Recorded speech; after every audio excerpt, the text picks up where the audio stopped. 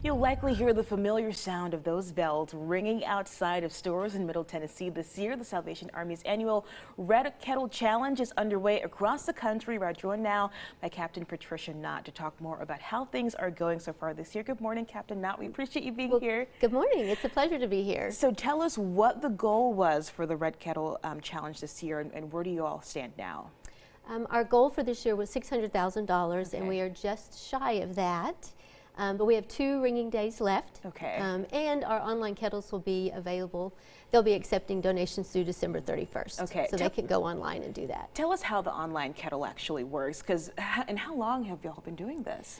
Well, it's a little new, Okay, but at the same okay. time, it's not. I mean, Okay. it's kind of been a few years, but it's kind of taken, because of COVID, Right. it kind of took over a little bit. Yeah. But it was a blessing. It was like one of those things that you don't know it's going to be a blessing until all of a sudden it is. Oh my gosh, I can just imagine. So, so people just go online and they're able to donate that way? Yes. Okay. And they can put in, I believe it'll ask them some personal information like their name and address and zip code, that kind of thing. So that way it knows how to designate those, those gifts. And one thing I wanted to ask you as well, a lot of people on their hearts and minds right now are those tornado victims in Kentucky and other parts of Tennessee. Is there a way that if they donate through the Red Kettle Challenge, the money can go to those victims? They would just need to designate that on their check. Okay. If they did cash, we wouldn't have any way to really designate that, but they can do it by check. And again, they can go online and do it that way. Okay.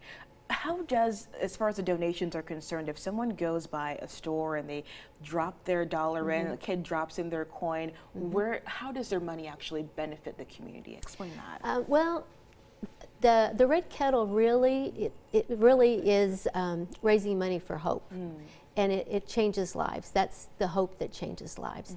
And it does that by our providing meals, safe shelter, educational opportunities for families, and for people moving them from homelessness into housing. So the Red Kettle funds really, provide hope.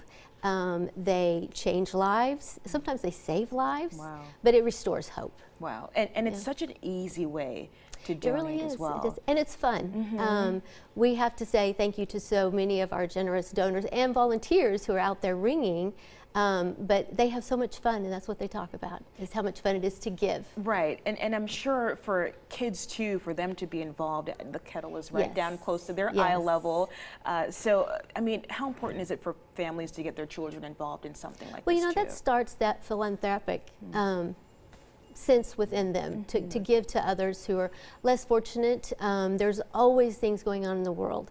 And so for people to have that sense of caring for others, if it helps instill them in that, then we're very proud of that. Wow. And so a couple days left for people to actually give for the campaign? They have 2 more days that they can drop it in a kettle, or through the end of the year they can give the online donation.